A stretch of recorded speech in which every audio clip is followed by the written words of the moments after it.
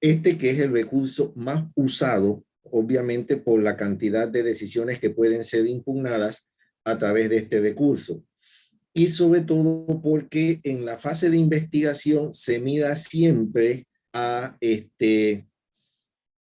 este recurso de apelación únicamente puede ser utilizado para atacar las medidas cautelares personales o reales, pero sin embargo existe una gama de resoluciones de aquellas contenidas en el artículo 169 del Código Procesal Penal que también pueden ser objeto de apelación directamente en la fase de investigación. Como quiera que tenemos un espacio cerca de 42 minutos, 40 minutos para exponer el tema. Vamos a compartirles una pantalla. Ustedes me dicen si la ven. ¿Notan la pantalla Sí, que les tengo? sí se ve perfecto. Ok.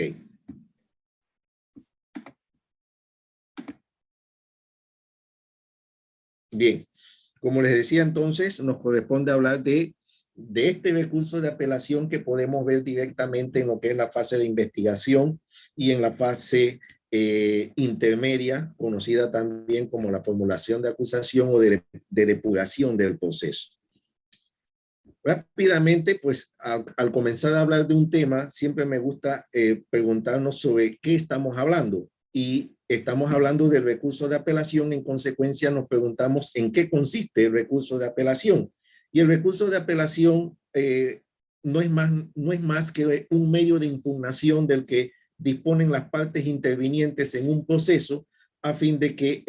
un tribunal superior,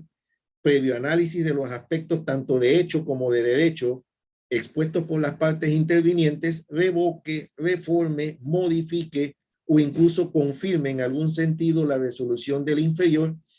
pero en aquellos casos en que la ley lo señala expresamente. Eso es básicamente igual. A través del sistema penal acusatorio se sigue manteniendo la misma esencia y naturaleza para el recurso de apelación. Conviene indicar aquí también que con fundamento en el artículo 23 y en el 159 del Código Procesal Penal, también nos establece que solo son susceptibles de impugnación aquellas decisiones que taxativamente se encuentren previstas en el Código Procesal Penal, a diferencia del anterior sistema en el que para todo básicamente existía un medio de impugnación, porque en el sistema inquisitivo o mixto que nos regía en el libro tercero del Código Judicial, había una disposición por allí que decía que lo que no era apelable era reconsiderable, en un reenvío que nos hacía al procedimiento civil contenido en el libro segundo del Código Judicial. Sin embargo, para el tema del Código Procesal Penal, bajo la influencia del sistema penal acusatorio, es el que nos indica que las decisiones son susceptibles de un medio de impugnación siempre que esté previsto en el código como susceptible de un medio de impugnación. Regla general que igualmente aplica pues para lo que es el recurso de apelación con base en el artículo, como les indiqué, 23 y 159 del Código Procesal Penal. Entonces, teniendo en cuenta que este es el concepto general de lo que debemos entender por un recurso de apelación, inmediatamente cuando caemos en lo que nos indica el Código Procesal Penal, nos encontramos con el artículo 168, que establece cuál es el objeto del recurso de apelación en el Código Procesal Penal. Y nos indica que el recurso de apelación tiene por objeto igualmente el examen de la decisión dictada en primera instancia y que permite al superior revocarla, reformarla o confirmarla. Y hay que hacer también una salvedad respecto al recurso de apelación en el sistema penal acusatorio, porque establece o se establece en un artículo 160 que las resoluciones de los tribunales de juicio son inapelables, entendiendo siempre en lenguaje del artículo 160 que nos habla de un tribunal de juicio colegiado, porque también debemos hacer la salvedad que cuando hablamos usualmente de un tribunal de juicio, siempre pensamos en el tribunal colegiado integrado por 3 jueces, pero lo cierto es que Panamá contiene 2 modalidades de tribunal de juicio, porque Panamá tiene un tribunal de juicio unipersonal y tiene el tribunal de juicio colegiado. Y nos referimos al tribunal de juicio unipersonal porque los jueces municipales se convierten en tribunales de juicio unipersonales para conocer las causas que por razón de la competencia se han establecido para que sean de conocimiento de los jueces municipales. Están los jueces de garantías que excepcionalmente funcionan como un tribunal de juicio unipersonal, sobre todo cuando conocen los procesos simplificados o los acuerdos de pena. El juez comarcal, que también se convierte en un tribunal de juicio unipersonal, y está el tribunal de juicio colegiado propiamente tal. Y hago este paréntesis por la sencilla razón que, en atención a qué tribunal de juicio o de sentencia, como me gusta más denominarle, haya pronunciado la decisión, igualmente nos va a indicar cuál es el régimen recursivo que opera para este tipo de tribunales. Bien. ¿Quién tiene la competencia entonces para conocer como aspectos generales del recurso de apelación? Pues todos sabemos ya que los tribunales superiores de apelaciones son los únicos que tienen competencia en principio para este medio recursivo, entendiendo que los tribunales de apelaciones son tribunales de segunda instancia, son tribunales de alzada, son tribunales únicamente recursivos, porque no tienen competencia funcional en primera instancia, sino que operan únicamente como un tribunal que conoce medios de impugnación. En tal sentido, también debemos hacer un paréntesis respecto a que el recurso de apelación que conocemos, como todos los recursos que contiene el Código Procesal Penal, tiene dos momentos procesales para su interposición. Bien, en el acto en donde se emite la decisión que pretendemos recurrir, o dentro de los 2 días siguientes de emitida la decisión que es susceptible del recurso de apelación. Siempre en uno u otro caso que utilice la parte agraviada con la decisión, el recurso deberá concederse de inmediato en caso de que sea procedente. Y hay aquí otro aspecto importante también que como aspecto general debemos tener presente, que para la procedencia de un recurso de apelación, también obviamente la parte que se considere agraviada es quien tiene legitimidad para poder interponer este medio de impugnación, porque algunas veces, pese a que la decisión es susceptible del recurso, también tenemos que ver de que realmente exista un agravio de quien pretende ejercer o interponer un recurso de apelación. Y lo digo porque así rápidamente en una ocasión, cuando llegamos a un día laborable, se nos informa por el auxiliar de sala: magistrados, ustedes tienen apelación en el día de hoy, arrancamos a las 8:30 de la mañana. Digo, ¿y la primera audiencia de qué es? Dice, apelación de medida cautelar. ¿Quién apeló? La defensa. Ok, entonces aplicaron detención. No. ¿Y qué pidió la defensa? Reporte periódico. Y la fiscalía, detención. ¿Y qué decidió el juez de garantías? Bueno, el juez de garantías accedió al reporte periódico. ¿Y de qué están apelando? Bueno, el punto cuando llegamos a la audiencia sencillamente es que la defensa había solicitado la medida de reporte periódico los días viernes de cada semana, bajo la base de que esta persona laboraba en una empresa de la localidad en el que su día libre era los días viernes de cada semana, y que fijarle el reporte periódico un día distinto a todos los viernes de cada semana, como lo hizo la juez de garantías que fijó el reporte un día lunes, obviamente afectaba el derecho al trabajo, y lo afectaba porque iba a tener que estar pidiendo permiso constantemente y podía sobrevenir un despido. Entonces, ahí vemos que, claro que existía un agravio, aunado al tema de la congruencia en la petición que se había formulado, la aplicación de la medida cautelar de reporte periódico, porque en ese caso la fiscalía no ejerce medio de impugnación alguno, quien lo tiene que hacer es la defensa para indicar que, primero, si bien se accedió a la medida de reporte periódico, no se accedió en la forma en la que se había solicitado, y eso obviamente ocasionaba un agravio que le daba la legitimidad para poder impugnar, pese a que la medida cautelar aplicada había sido la solicitada por la defensa. Bien. También tenemos que indicar que una vez se anuncia el recurso de apelación, bien en el acto o dentro de los 2 días siguientes, y recibida esa decisión por el Tribunal de Apelaciones, se deberá citar a audiencia de argumentación oral, la cual se cuenta con 5 días para fijar y realizar esa audiencia una vez vencido el plazo de ejecutoria. Es decir, que luego de vencido los 2 días con los que se cuenta para ejercer ese medio de impugnación, si no se hace en el acto, entonces empiezan a correr los 5 días dentro de los cuales tiene que notificarse, fijarse y realizarse la audiencia de sustentación del recurso de apelación, indicándose además como un tipo de sanción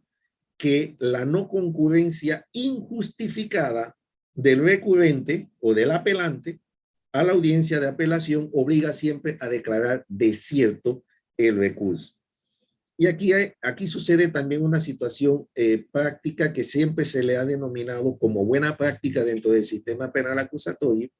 lo que es el encadenamiento de los actos de audiencia. Sobre todo porque resulta mucho más fácil, digerible y mucho más rápido y expedito, si queremos decirlo de alguna manera,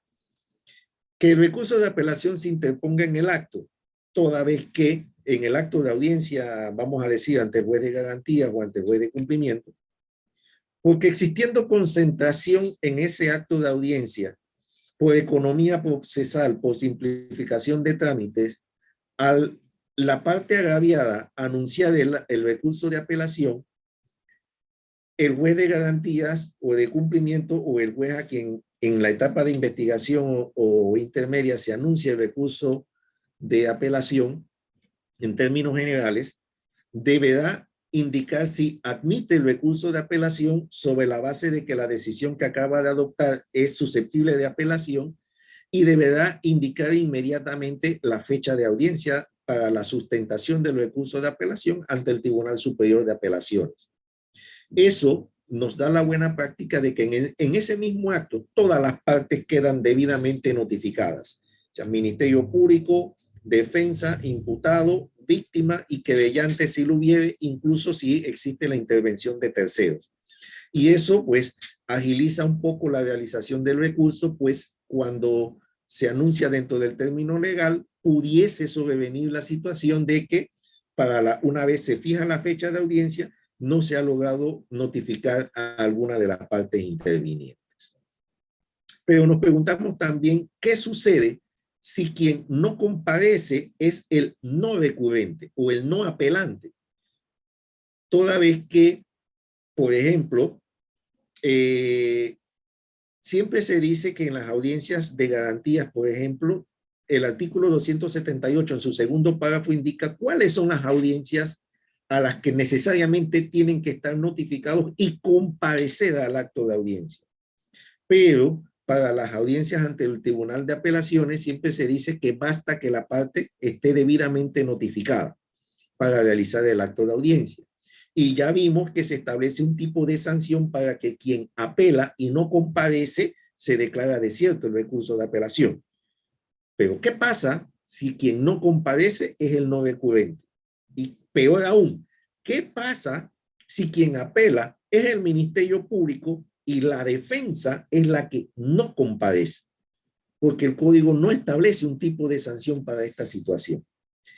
En el segundo caso, si es la defensa quien no comparece, pues obviamente estamos hablando de un problema de afectación de derechos fundamentales, pues estaríamos dejando en indefensión a la defensa o más que todo al imputado de que no cuenta ante esa audiencia con una parte que lo representa. Entonces, pareciera así en principio, tendría que hacerse una reprogramación del acto de audiencia y si esa falta de comparecencia persiste, pues declarar abandonada la defensa y poder designarle en el mejor de los casos una defensa pública. Y en el caso contrario, pues hacer los llamados de atención también y hacer las notificaciones correspondientes para lograr la comparecencia de la contraparte.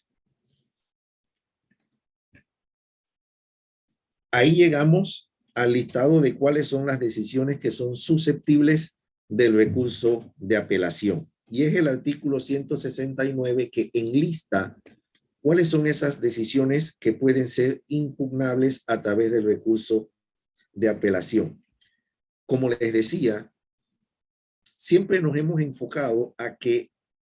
lo que es apelable en la fase de investigación, sobre todo, es la aplicación de medidas cautelares. Decisión apelable que también puede verse una apelación en la audiencia de fase intermedia. Porque en una fase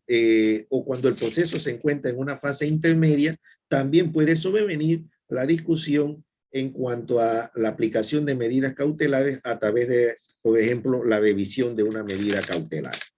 Sin embargo, las medidas cautelares no son las únicas que pueden ser susceptibles del recurso de apelación en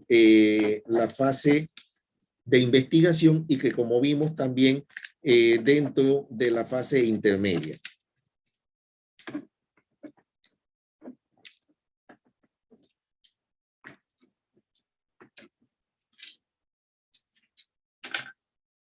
Siguiendo con el tema, vimos que creo que no existiría confusión en cuanto a la discusión de las medidas cautelares reales y personales que pueden ser susceptibles del recurso de apelación en la audiencia de fase de investigación principalmente. Sin embargo, veamos de todo este listado de las resoluciones que son susceptibles del recurso de apelación en fase de investigación. En tal sentido, en el caso del numeral 2, el auto que decide excepciones de cosa juzgada, prescripción de la acción penal o de la pena o aplicación de la amnistía o el indulto. Fíjense, usualmente hemos visto que cuando nos llaman a una audiencia o llaman a las partes a una audiencia de solicitudes múltiples, como se les denomina ahora, o audiencia combo, como empezamos a denominarles, algunas veces la defensa establece la excepción de cosa juzgada, por ejemplo, o disculpe juez de garantías, como se ha podido apreciar al momento de la supuesta ocurrencia del hecho que pretende imputársele a nuestro representado. Al día de hoy, el mismo se encuentra prescrito. Y en el caso de que el juez de garantías acceda a establecer que opera la excepción de cosa juzgada, que opera la prescripción de la acción penal, o que sobrevino la aplicación de una amnistía o indulto, por lo que en consecuencia no procede, en el mejor de los casos, una formulación de imputación, esa decisión es susceptible del, obviamente, el recurso de apelación, y estamos hablando de que nos encontramos en una audiencia de, o en una fase, o aparentemente en el inicio de una fase de investigación. Porque desde ese momento puede ser un argumento que pueda darse a debate y a discusión para determinar la procedencia de una formulación de imputación. Algunas veces ha sobrevenido la discusión de qué tan legal, voy a iniciar por utilizar mejor el término legal, debe ser o debe darse una discusión de estas excepciones que están en el numeral 2 del artículo 169. O debe permitirse abrir el compás a una imputación para que dé paso al inicio de una fase de investigación y que sea durante la fase de investigación que se dilucide realmente si opera o no algunas de estas excepciones que están en el numeral 2. Yo les puedo decir que no existe desde mi punto de vista una respuesta automática o cajonera o única para la situación, porque algunas veces va a depender de las circunstancias particulares de cada caso. Bajo las reglas del sistema penal acusatorio, si bien podemos hablar de jurisprudencia, pero también la base es casuística, porque no podemos medir todos los casos como con la misma vara con lo que se dice. Habrá situaciones evidentes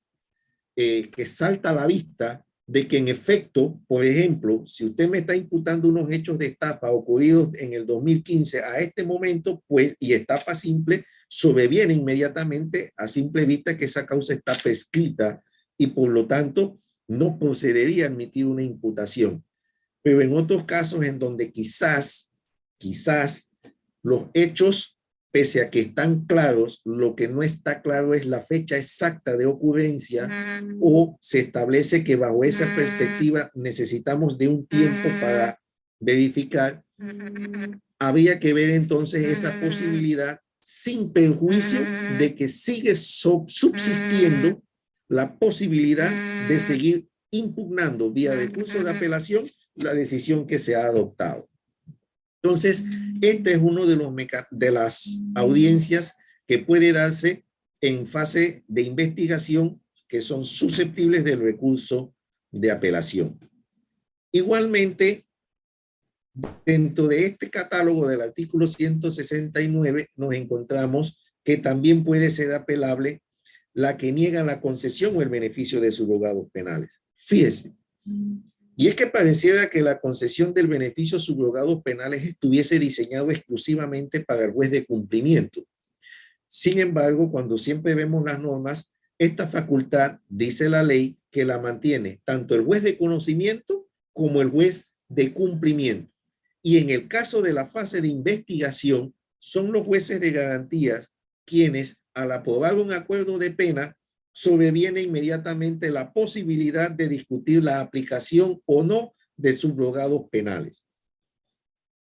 Por lo menos, les puedo decir, en el segundo distrito siempre hemos mantenido el criterio que luego de aprobar un acuerdo de pena,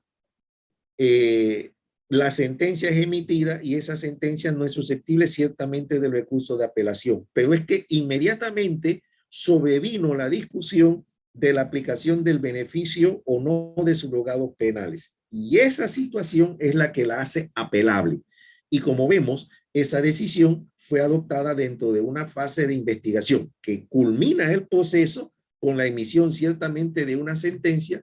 pero que esa decisión que adopta un juez de garantías puede ser susceptible en el caso de que, ojo,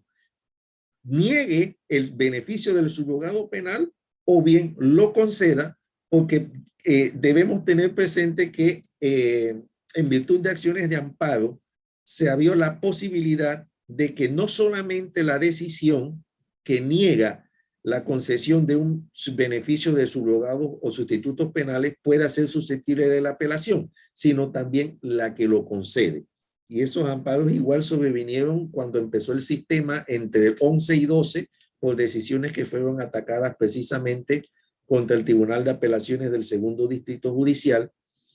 en donde el Tribunal de Apelaciones concedió un recurso de hecho contra una decisión que había negado un recurso de apelación que había sido concedido el subrogado penal, y el juez de garantías había negado la apelación. En el recurso de hecho abrimos el compás para entrar a conocer la apelación y conocimos la decisión vía recurso de apelación, decisión entonces del Tribunal de Apelaciones que fue susceptible de un recurso, de una acción de amparo, y que al llegar al Pleno de la Corte Suprema de Justicia indicó que la decisión adoptada por el Tribunal Superior de Apelaciones del Segundo Distrito Judicial no infringía derechos ni garantía fundamental alguno, así como tampoco infringía la garantía constitucional del debido proceso. Entonces, ahí se abrió el compás para establecer que este tipo de decisiones, pues, también pueden ser o conocerse dentro de la fase de investigación. Igual, la decisión que rechaza la querella. Este tipo de decisiones, obviamente, todos sabemos que la querella debe ser presentada por escrito ante el Ministerio Público. Si el Ministerio Público niega la admisión de la querella, esa decisión no es apelable. Y no es apelable por la sencilla razón de que usted tendría que solicitar una audiencia ante el juez de garantías, y ese juez de garantías que tiene que pronunciarse si se mantiene el rechazo en la admisión de la querella o decide su admisión. La decisión de rechazo entonces del juez de garantías es la que la hace impugnable vía recurso de apelación ante el Tribunal Superior de Apelaciones. Porque recuerden que con el sistema penal acusatorio, las decisiones que son impugnables son decisiones judiciales o jurisdiccionales. Y las decisiones judiciales o jurisdiccionales son las que emiten los jueces o tribunales de justicia, no las del Ministerio Público como ente de persecución penal o de investigación. Entonces hay que tener cuidado cuando esto nos ocurre de qué es lo que nosotros pretendemos impugnar. Primero tenemos que agotar el mecanismo. Si es que el rechazo sobrevino del Ministerio Público en fase de investigación, entonces tenemos que pedir la respectiva audiencia ante el juez de garantías, y el rechazo que mantiene el juez de garantías, esa es la decisión que resulta ser impugnable vía recurso de apelación, salvo que la querella se haya presentado en el último momento, que es a la audiencia de formulación de acusación, en cuyo caso directamente el juez de garantías se pronuncia y sigue subsistiendo la posibilidad de que se impugne vía recurso de apelación. Ya les había adelantado que esa decisión que decide o resuelve la aplicación de medidas cautelares personales o viales es la típica y por excelencia decisión que resulta usualmente apelable en fase de investigación. Y lo es,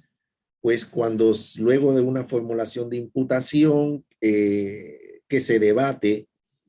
la aplicación de la medida cautelar, es lo que le da legitimidad a la parte agraviada con la aplicación de la medida, entiéndase Ministerio Público o Defensa, incluso querellante, bajo algunos supuestos para la procedencia de la apelación de la querella, que puede debatirse entonces vía recurso de apelación la aplicación de la medida cautelar personal o vial, o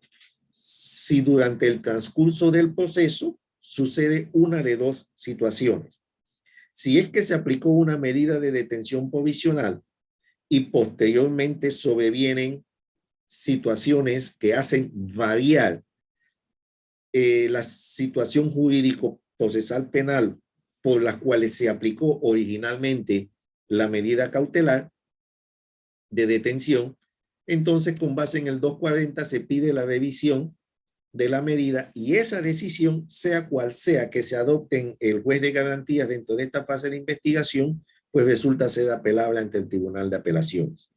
O por el contrario, si al momento inicial, luego de haberse formulado una imputación, y me refiero al momento inicial del proceso, se aplicó unas medidas cautelares distintas de la detención provisional, entonces si la situación también varía en perjuicio, ya le correspondería al Ministerio Público, con base en los artículos 225 y 228 del Código Procesal Penal, solicitar una audiencia primero en garantías para que modifique o revoque esa medida cautelar personal distinta a la detención por la detención provisional. Decisión igualmente que sigue subsistiendo para que pueda ser revisable vía recurso de apelación. En ese mismo sentido, aplica para las medidas cautelares reales que impliquen una afectación susceptible de entonces también ser, luego de tomarse la decisión, impugnable vía recurso de apelación. También podría sobrevenir de todo este catálogo que pueda ser debatido ante vía recurso de apelación por haber sido tomado dentro de la fase de investigación, la que decreta la extinción de la acción penal. Obviamente, salvo la situación prevista en el artículo 219, que es aquella en el que se ordena la extinción de la causa y de la acción luego de haberse cumplido las condiciones de un proceso suspendido, o de la utilización de la salida alterna de la suspensión del proceso sujeto a condiciones, en las que, una vez cumplidas dichas condiciones durante el periodo que se haya establecido, obviamente sobreviene la extinción de la acción sin antecedentes penales, pero esa decisión, pese a reconocer la extinción de la acción penal, no produce ni legitima la posibilidad de poder ejercer un recurso de apelación. Estas, en términos generales, sí son las decisiones que pueden ser susceptibles del recurso de apelación en fase de investigación. Obviamente dejando de lado algunas otras situaciones que son apelables, pero son las que pueden, en todo caso, producirse dentro de la fase de investigación. Y una vez, o para establecer un poco más allá el procedimiento o la forma, sabemos que el recurso ya vimos que debe interponerse en dos momentos procesales, o lo es al momento de escuchar la decisión, o lo es dentro de los 2 días siguientes. Y una vez recibida la decisión recurrida al Tribunal de Apelaciones, se deberá citar la audiencia de argumentación oral que debe realizarse, como ya lo vimos, dentro de los 5 días siguientes de realizado el acto de audiencia. Bien, entro rápidamente a ver lo que puede suceder en la audiencia de fase intermedia como decisiones que pueden ser susceptibles del recurso de apelación. En la fase intermedia existen una de dos situaciones, porque recordemos que la fase intermedia se divide en dos aspectos. O es a través de la audiencia de sobreseimiento o es a través de la audiencia de formulación de acusación, conocida también como la audiencia de depuración del proceso. Y se habla de la audiencia de depuración del proceso toda vez que es donde se produce el debate de qué evidencias, qué elementos de convicción, qué elementos probatorios son los que van a pasar el filtro para que sean practicados en el juicio oral y entonces sean convertidos en prueba luego de haberse surtido el debate en debida forma de un interrogatorio y de un contrainterrogatorio. Ahí entonces se produce la prueba. Así que aquí es donde nos ubicamos en esta audiencia de fase intermedia, especialmente en la parte que denominamos la audiencia o la fase de la formulación de acusación. Entendiendo que dentro de esta fase es donde se produce la revelación o la develación de las evidencias, como indiqué, que van a ser practicadas en el juicio oral conforme al artículo 346 del Código Procesal Penal. Porque esta fase es en términos generales en donde el Ministerio Público reitera cuáles son las evidencias que pretende practicar en el juicio oral, corriéndosele el respectivo traslado a la defensa y la querella, si existiese, y el Ministerio Público puede también, en ese caso, la defensa también presenta las pruebas que pretende practicar en el juicio oral dependiendo del tipo de defensa que se haya establecido que se va a ejercer. Y cuando hablo de tipo de defensa, hablo de si ha decidido ejercer una defensa activa, si ha decidido ejercer una defensa pasiva positiva o pasiva negativa para poder ir a el juicio oral. Pero esas evidencias, en el caso de una defensa activa o de una defensa pasiva positiva, la defensa haya establecido la posibilidad de develar qué evidencias va a presentar en el juicio oral, también se tienen que correr en traslado a las contrapartes, Ministerio Público, que de ella sí la existiese debidamente constituida, para que se produzca entonces ese debate. Este es el momento procesal realmente donde pudiese sobrevenir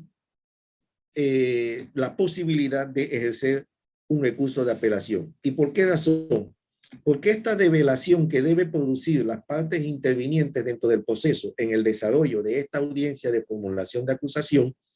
es donde se produce, como su nombre lo dice, el debate sobre la exclusión o inadmisibilidad de los medios de prueba ofrecidos por las partes.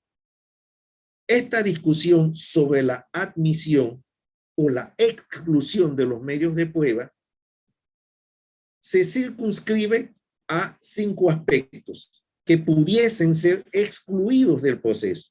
Lo es por ser impertinentes, por ser inconducentes, repetitivos, superfluos o ilícitos, entendiendo obviamente que siempre el debate debe girar, a pesar de estos mecanismos, en 2 aspectos fundamentales.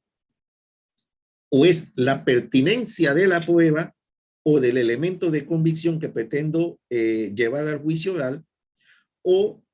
además es si ese elemento no ha infringido derechos o garantías fundamentales en su obtención por cualesquiera de las partes intervinientes. siempre el debate va a recaer sobre alguno de estos dos supuestos, pero cuando hablamos de pertinencia de la prueba, hablamos también de que esa pertinencia como elemento de exclusión puede ser impertinente porque no conduce a acreditar ningún hecho jurídicamente relevante en el hecho que se está acusando. Es inconducente, no, en términos generales no lo conduce a nada, o se han ofrecido demasiados elementos probatorios para acreditar un solo hecho, tornando en repetitivos algunos elementos de convicción, igual que el tema de lo superfluo, que no nos conduce a nada. De estos 5 criterios de exclusión probatoria respecto a las evidencias que cualesquiera de las partes en el proceso puede ofrecer para ser practicados en el juicio oral, son susceptibles de 2 recursos. O son susceptibles del recurso de reconsideración o son susceptibles del recurso de apelación, que es finalmente el que nos interesa. Pero, ¿qué decisiones son aquellas que son susceptibles del recurso de reconsideración? Cuando se excluye una evidencia a cualesquiera de las partes por ser impertinente, repetitivo, superfluo o inconducente. Y sobreviene únicamente la posibilidad de impugnar vía recurso de apelación cuando se produce una exclusión probatoria por razones de ilicitud, bien al Ministerio Público, bien a la querella, bien a la defensa. Sobreviene entonces la posibilidad de poder ejercer el recurso de apelación, entendiendo que la discusión ha tenido que haber girado en que el elemento probatorio que pretendió llevarse al juicio oral infringió, violó derechos o garantías fundamentales. En consecuencia, la discusión ha debido haber girado sobre qué derecho fundamental se violó, cuál es la garantía fundamental infringida. Y para eso tenemos que tener siempre presente el contenido de los artículos 17, 381 del Código Procesal Penal, que nos hablan sobre esa situación de que no pueden ser ni siquiera valoradas aquellas pruebas que hayan infringido derechos o garantías fundamentales. También tendría que agregar aquí una cosa, fíjense, una cosa es que el juez de garantías de la audiencia intermedia haya dicho, no te admito la evidencia, diga parte, vamos a decir defensa, juez, ¿por qué razón me la está excluyendo? Es inconducente. Ok. ¿Y qué pasa si en la motivación del juez de garantías, el juez de garantías dijo, te la excluyo porque en la obtención de esta evidencia se violó el derecho a la intimidad? Y cuando yo pido la aclaración me dice que es inconducente. Ojo, ¿en dónde estribó realmente el fondo de la decisión del juez de garantías? Porque si usted me está diciendo que se violó el derecho a la intimidad, el derecho a la intimidad es una garantía fundamental, y por más que usted me diga que la decisión fue inconducente, o fue, perdón, que la excluía por inconducente o porque era impertinente, el fondo de la decisión se estableció que era una infracción de derecho a garantía fundamental. Y esa situación, analizando o realizando un análisis integral, también debe ser susceptible del recurso de apelación. Se lo digo porque a nosotros nos ha tocado en ocasiones, ya no, sino más o menos al inicio del sistema, este tipo de debate, y como Tribunal de Apelaciones tuvimos que indicar que al escuchar el audio, el fondo de la decisión del juez de garantía llevaba implícita la infracción a una garantía fundamental. Y con independencia de la denominación del tipo de exclusión que estableció el juez, como el fondo era infracción de derecho a garantías fundamentales, la decisión era apelable y intentábamos en todo caso a conocer en el fondo vía recurso de apelación si se podía, si era viable la exclusión o tenía en todo caso que revocarse para que se admitiera esa evidencia. En términos generales, tratando de cubrir el término concedido, estas son las decisiones básicamente que operan en la fase de investigación o dentro de la fase intermedia, y quedamos abiertos a cualquier interrogante, que ahora sí para tratar de ampliar un poco más la situación. Muchas gracias.